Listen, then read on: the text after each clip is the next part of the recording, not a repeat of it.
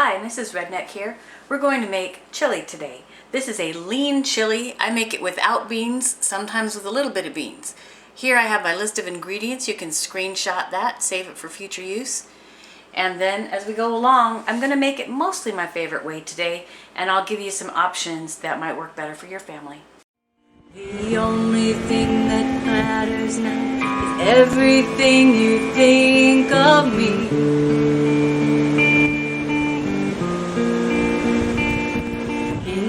I find my worth in you, I find my identity. I'm going to start with 3 pounds of lean ground beef. This is 80% lean. I find that's usually a pretty good balance between how much it costs and how lean it is, or how much fat gets wasted. So that's what I'm using today. In the past, I've used venison when I have it. Ground venison works very well and is also a very lean meat. It even works if the venison is a bit gamey, because this dish is very flavorful. The first thing I'm going to do is to brown the ground beef, and then I will be dicing up these vegetables. You can use your little vegetable chopper or food processor, but a good thing about chili is you don't need a lot of fancy ingredients. You need a pan, you need a spoon, you need either a cutting board or a way to cut the vegetables. That's about it. This is a 5-quart saute pan that I'm using today. You can use a soup pot. You can mix up the ingredients and put them in your slow cooker and let them cook for the day if that works better for you.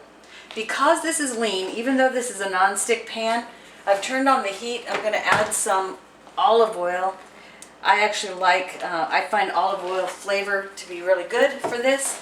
You are welcome to use regular vegetable oil if that's what you have and that's what you prefer.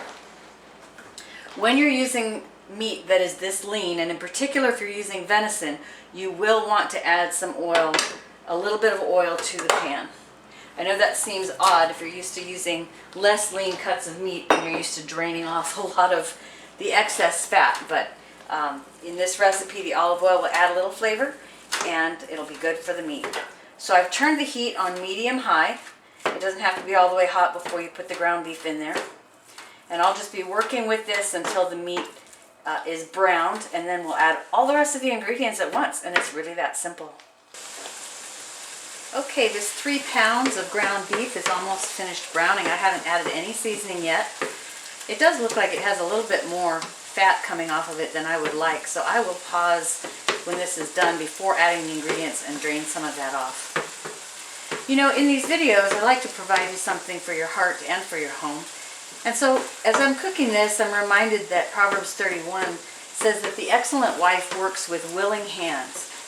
That's a metaphor, of course, because my hands don't have a mind of their own. I am in charge of my hands. And so I take that to mean that I have a willing heart for the work that I have to do, whether it be my job, my day job, you know, my cooking job, my cleaning the house job, not considering it a drudgery, but a joy, a privilege, remembering to thank the Lord for the food that He provides, for the house, for the job, and all these good things that come from the Father above.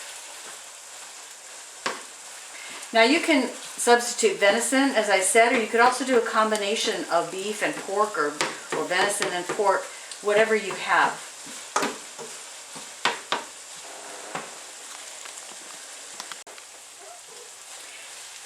Now I'm ready to add the rest of the ingredients, and that will be 2 cans of petite diced tomatoes undrained. That means all the liquid that's in there also goes in the chili. And then I had 2 fresh hot peppers, a jalapeno and a red chili. If I can get red jalapenos, I use those because I notice the flavor difference. This also has the celery, the garlic, the onion, and the sweet red pepper in it. You can chop these fine by hand. You don't need a food chopper. Okay, we'll finish mixing that in a moment. Now we're making chili, so we need chili, right? Of course, I've got the fresh peppers in there. I'm going to add a 1/2 cup of chili powder. That seems like a lot, but it's correct. It's the right amount for this amount of ingredients. Speaking of, you can increase or decrease this recipe. As you can see, if you increase the recipe, you're going to need a bigger pot. A tablespoon of Tony's in there. I don't know why you'd want to decrease the recipe, because this freezes very well. So you might as well make a big batch and freeze some if you're not going to eat it all at once or within a couple of days. 1/3 cup of balsamic vinegar. You can reuse red wine vinegar if you prefer and happen to have that on hand.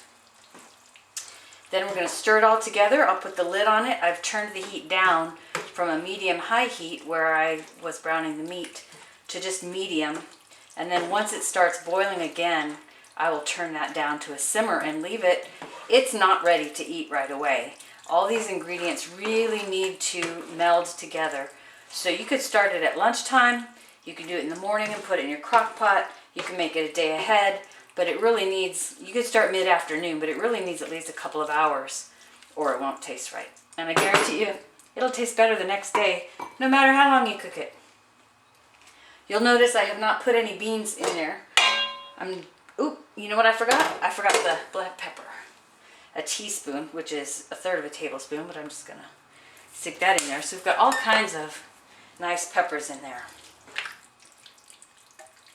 And as this boils, it'll continue to mix in. Nevertheless, my husband will add sliced jarred jalapenos to his. That's okay. I got over it years ago.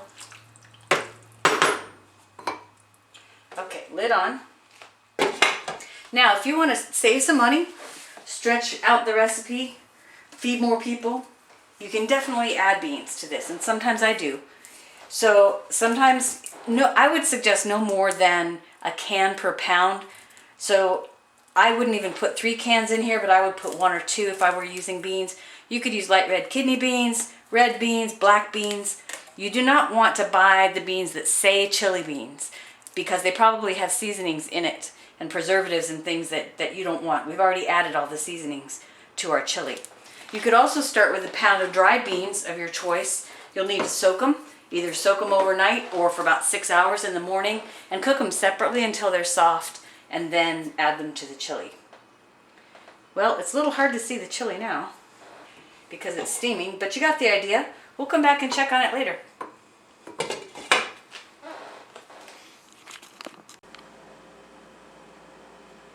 Okay, the chili's been cooking for a while. Let's check on it.